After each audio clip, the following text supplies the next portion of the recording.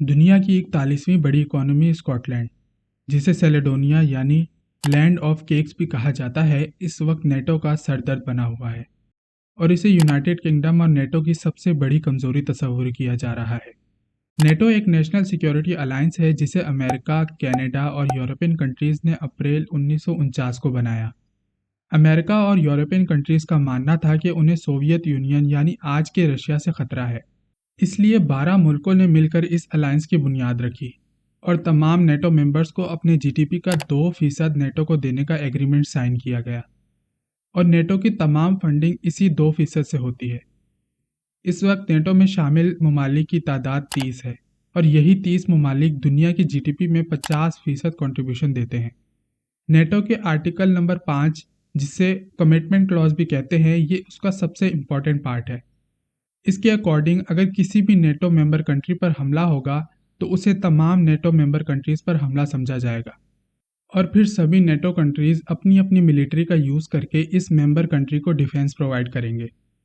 NATO की history में इस आर्टिकल नंबर 5 को जस्ट एक बार ही 9/11 के टेररिस्ट अटैक में प्रोवोक किया गया था। रशिया, जिसे शुरू से ही नेटो से खतरा रहा है, गुज़िश्ता 25 सालों से नेटो रशियन बॉर्डर के करीब जा रहा है और साबिक सोवियत रियासतें जो कि अब नेटो का हिस्सा हैं। मगर फिर क्या वजह है कि नेटो को अब रशिया से खतरा महसूस हो रहा है और यूनाइटेड किंगडम जो कि नेटो मेंबर है अब क्यों है परेशान? इन सभी सवालों के जवाबात आपको मिलेंगे आज की इस वीडियो में। बी इन्फॉर्म की वीडियोस में एक बार फिर से वेलकम। नॉर्थ अटलांटिक ओशन की तरफ मौजूद जजीरा, जिसने 400 साल तक पूरी दुनिया पर हुकूमत की, इस जजीरे को हम यूनाइटेड किंगडम, यूके, ब्रिटेन या फिर इंग्लैंड भी कहते हैं। इस वक्त हिस्ट्री के सबसे बदतरीन क्राइसिस से गुजर रहा है। गुज़िश्ता 40 साल से ज़ायद अरसे से इकोनॉमिक क्राइसिस के शिकार इस मुल्क में गुज़िश्ता 51 दिन के अंदर 3 प्राइम मिनिस्टर चेंज हो चुके हैं, जो इसके पॉलिटिकली वीक होने की तरफ इशारा है। साल 2023 में ब्रिटेन मज़ीद इकोनॉमिक क्राइसिस का शिकार होने जा रहा है। इसके डेबिट्स डबल हो चुके हैं। हर गुजरते दिन के साथ इन्फ्लेशन रेट बढ़ रहा है, रेस्टोरेंट्स और पब्स बंद हो रहे हैं, पॉवर्टी रेट इंक्रीज हो रहा है, बिजनेसेस बहरान का शिकार हैं। इन सब के साथ जो सबसे बड़ा खतरा यूके को परेशान किए हुए है वो है स्कॉटलैंड की आज़ादी। साल 2014 में यूके की गवर्नमेंट ने स्कॉटलैंड को आज़ादी के लिए रेफरेंडम करवाने की परमिशन दी। इस वक्त यूके यूरोपियन यूनियन का हिस्सा था।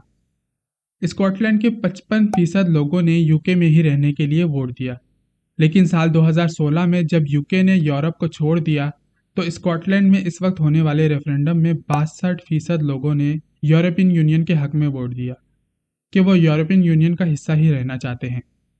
स्कॉटलैंड के मुकाबले इंग्लैंड और वेल्स के वोट ज़्यादा थे, इसलिए यूके ने यूरोपियन यूनियन को लेफ्ट कर दिया। चूँकि स्कॉटलैंड यूके का ही हिस्सा था तो ऑटोमेटिकली स्कॉटलैंड भी यूरोपियन यूनियन से निकल गया, जबकि स्कॉटलैंड की मेजॉरिटी यूरोपियन यूनियन का ही हिस्सा रहना चाहते थे। इसलिए स्कॉटलैंड के पास अब एक ही रास्ता है दोबारा यूरोपियन यूनियन में शामिल होने का, और वो है यूके से आज़ादी। लेकिन ये क्यों कहा जा रहा है कि स्कॉटलैंड के यूके से अलहदा होने से यूके तो तबाह होगा ही, इसके साथ साथ नेटो की पावर भी बुरी तरह कम होगी। और स्कॉटलैंड को यूके के साथ साथ नेटो की सबसे बड़ी वीकनेस क्यों माना जा रहा है? 6 मिलियन की पॉपुलेशन वाला ये मुल्क, जिसकी बाउंड्री 96 मील तक इंग्लैंड के साथ और बाकी का बॉर्डर अटलांटिक ओशन से जुड़ा है। स्कॉटलैंड के पास ओशन के इस हिस्से में दुनिया के 31वें सबसे बड़े ऑयल रिजर्व्स हैं। इस हिस्से को नॉर्थ फील्ड भी कहा जाता है। यूके अपनी 90% ऑयल रिक्वायरमेंट इसी नॉर्थ फील्ड से निकलने वाले ऑयल से पूरी करता है और सिर्फ 10% ही इंपोर्ट करता है। इन्हीं ऑयल रिजर्व की वजह से यूके बाकी यूरोपियन कंट्रीज के मुकाबले किसी भी एक्सटर्नल कंट्री पर डिपेंड नहीं करता। यूके 4% गैस और 9% ऑयल रशिया से इंपोर्ट करता है, जो कि बाकी यूरोपियन कंट्रीज लाइक जर्मनी के मुकाबले इंतहाई कम है। जर्मनी 50% गैस और 40% ऑयल रशिया से इंपोर्ट करता है और रशिया यूक्रेन वार के बाद जर्मनी को शिद्दत से एनर्जी क्राइसिस का सामना है, जबकि यूके के साथ ऐसा कोई भी इशू नहीं है। इसीलिए तो जब रशिया ने यूक्रेन पर इन्वेड करने के लिए अटैक किया तो यूके ने सबसे पहले रशिया पर इंपोर्ट सैंक्शंस लगा दिए। सवाल ये पैदा होता है कि यूके अपनी ऑयल रिक्वायरमेंट पूरी करने वाला सारा ऑयल स्कॉटलैंड की नॉर्थ फील्ड से लेता है। लेकिन अगर स्कॉटलैंड यूके से सेपरेट होता है तो डेफिनेटली वो अपनी ऑयल रिजर्व्स को भी अपने हैंड ओवर करेगा, क्योंकि एक इंडिपेंडेंट कंट्री बनने के बाद स्कॉटलैंड को यह हक हासिल होगा कि उसका अपना एक एक्सक्लूसिव इकोनॉमिक जोन हो और इस जोन में पाए जाने वाले सभी नेचुरल रिसोर्सेज का मालिक स्कॉटलैंड होगा। और सेपरेशन के बाद यूके के 95% नेचुरल ऑयल रिसोर्सेज स्कॉटलैंड के अंडर कंट्रोल चले जाएंगे। और इसमें सबसे इम्पॉर्टेंट थिंग ये है कि नॉर्थ फील्ड में पाए जाने वाले ऑयल रिजर्व वक्त के साथ साथ तेज़ी से कम हो रहे हैं और इन फ्यूचर हो सकता है स्कॉटलैंड यूके को ऑयल इंपोर्ट करना बंद कर दे और इस तरह यूके को अपनी एनर्जी रिक्वायरमेंट के लिए दूसरे कंट्रीज़ के पास जाना पड़ेगा। अब जबकि oil prices day by day increase हो रही हैं, जिसकी वजह से यूके की ऑयल इंडस्ट्री के प्रॉफिट्स भी डबल हो गए हैं। इस चीज़ ने स्कॉटलैंड को ट्रिगर किया है कि अब उनको यूके से आज़ादी ले लेनी चाहिए, क्योंकि सारे का सारा ऑयल तो तकरीबन स्कॉटलैंड के वाटर से निकलता है और इसका सारा बेनिफिट यूके को मिल रहा है। स्कॉटलैंड के सेपरेट होने से यूके को एनर्जी क्राइसिस तो होंगे ही, इसके साथ साथ यूके को ये खतरा भी है कि स्कॉटलैंड के बाद नॉर्दर्न आयरलैंड और वेल्स भी आज़ादी ना मांगने लग जाएं और द ग्रेट ब्रिटिश एम्पायर ख़त्म होकर रह जाएगी। ये तो थे वो इम्पैक्ट्स जो ओनली यूके पर अफेक्टेड थे, लेकिन नेटो पर क्या चीज़ें असरअंदाज होंगी स्कॉटलैंड की आज़ादी से और क्यों नेटो स्कॉटलैंड की फ्रीडम के अगेंस्ट है, आइए इस बारे में जानते हैं।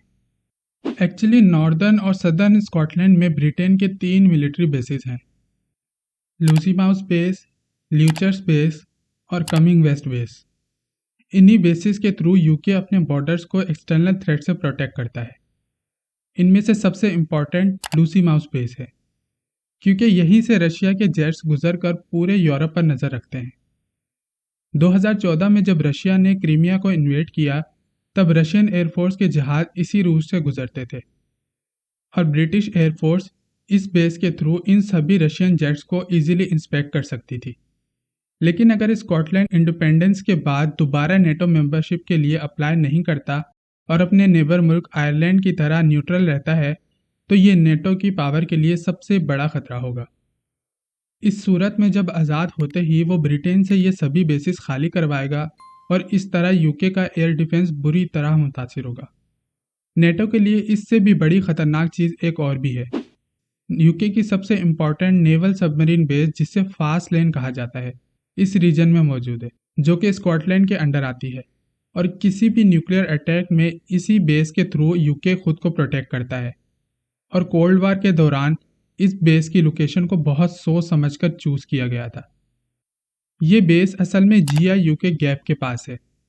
दुनिया भर के सभी समंदरों का सबसे इम्पॉर्टेंट एरिया GIU के गैप है, क्योंकि इसी GIU के गैप एरिया से गुजर कर ही रशियन मिलिट्री के सबमरीन्स यूरोप, अमेरिका और कनाडा पर अटैक कर सकती हैं। रशिया के नॉर्थ में लोकेटेड रशिया की बड़ी नेवल बेस सेवरोमोर्स्क है और यहीं पर नॉर्दर्न रशियन फ्लीट हेडक्वार्टर भी है। इस बेस की लेफ्ट साइड पर सिर्फ बर्फ है। रशिया की 4 न्यूक्लियर सबमरीन्स हर वक्त इसी गैप एरिया के पास पेट्रोल करती हैं और यूके अपनी फास्टलैंड बेस के थ्रू समंदर के इस सारे हिस्से पर कड़ी नज़र रखता है। और अगर स्कॉटलैंड अलहदा होता है तो यूके को ये सारा एरिया खाली करना पड़ेगा, क्योंकि 2014 के रेफरेंडम में स्कॉटलैंड ने ये डिमांड रखी थी कि अगर हम वोटिंग जीत गए तो हम ब्रिटेन से फास्ट लेन और दूसरी बेसिस खाली करवाएंगे और इस सूरत यूके को बिलियंस ऑफ डॉलर्स खर्च करके अपनी बेसिस दोबारा बनानी पड़ेंगी।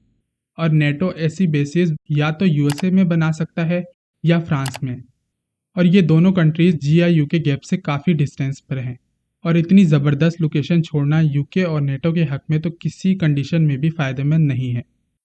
रशियन प्रेसिडेंट पुतिन के एडवाइज़र टीवी पर यूके को धमकी भी दे चुके हैं कि अगर यूके ने इंपोर्ट सैंक्शंस ख़त्म ना की तो रशिया लंदन को न्यूक्लियर मिसाइल से टारगेट करेगा। और इस खुली धमकी के बाद तो फास्टलैंड बेसिस की इम्पोर्टेंस न सिर्फ नेटो बल्कि यूके के लिए भी बढ़ जाती है। देखा जाए तो स्कॉटलैंड की आज़ादी एक तरह से रशिया को बहुत फ़ायदा देने वाली है और रशिया, जिसे नेटो ममालिक से हर वक्त खतरा है, अब खुलकर उनका मुकाबला कर सकेगा और रशिया को इस GIU के गैप के खिलाफ वर्जी भी नहीं करनी पड़ेगी। इसीलिए तो नेटो स्कॉटलैंड पर जोर दे रहा है कि वो अपने इंडिपेंडेंस का डिसीजन वापस ले ले। स्कॉटलैंड की आज़ादी से नेटो को सिर्फ यही सब नुकसानात नहीं हैं, बल्कि स्कॉटलैंड एक और ज़रिए से भी बहुत इम्पॉर्टेंट कंट्री है। अटलांटिक ओशन का वो एरिया जहां स्कॉटलैंड है, इस सारे हिस्से में दुनिया के 95% इंटरनेट केबल्स मौजूद हैं। इन्हीं केबल्स के थ्रू दुनिया के सारे कॉन्टिनेंट आपस में कनेक्टेड हैं और दुनिया भर की मिलिट्री कम्युनिकेशन इन्हीं केबल्स के ज़रिए पॉसिबल है। जैसा कि पास्ट में रशिया के सबमरीन्स ने 2022 में यूक्रेन पर हमले के ठीक एक महीना पहले नॉर्वेजियन मेनलैंड और स्वेलबैर्ड आइलैंड के दरमियान फाइबर ऑप्टिक केबल्स काट दी थी। स्वेलबैर्ड आइलैंड जहां दुनिया का सबसे बड़ा सैटेलाइट ग्राउंड स्टेशन है, जो 1997 में कायम हुआ था, और इसी स्टेशन से वेस्टर्न एजेंसीज रशिया की मिलिट्री एक्टिविटीज़ पर नज़र रखती हैं और रशियन सबमरीन्स को समंदर के इस एरिया में ईजिली डिटेक्ट कर सकती हैं। इन शॉर्ट, स्कॉटलैंड की आज़ादी तमाम कॉन्टिनेंट्स के दरमियान एक बहुत बड़ा कम्युनिकेशन गैप क्रिएट कर देगी। ये कम्युनिकेशन प्रॉब्लम और न जाने किन किन मज़ीद नई प्रॉब्लम्स को क्रिएट करे। इसीलिए ये सभी रीजंस इन्वॉल्व हैं नेटो की वीकनेस में, और स्कॉटलैंड की आज़ादी को यूके और नेटो की सबसे बड़ी वीकनेस कंसीडर किया जा रहा है, और स्कॉटलैंड पर निगोसिएशन के ज़रिए जोर दिया जा रहा है कि उसकी बाकी सभी शर्तें मान ली जाएंगी मगर वो सेपरेशन का फैसला वापस ले ले।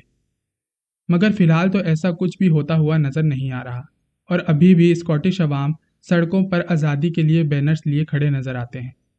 आपकी इस बारे में क्या राय है, कमेंट सेक्शन में ज़रूर बताइएगा। उम्मीद है आपको आज की वीडियो भी पसंद आई होगी। मिलते हैं अगली किसी वीडियो में।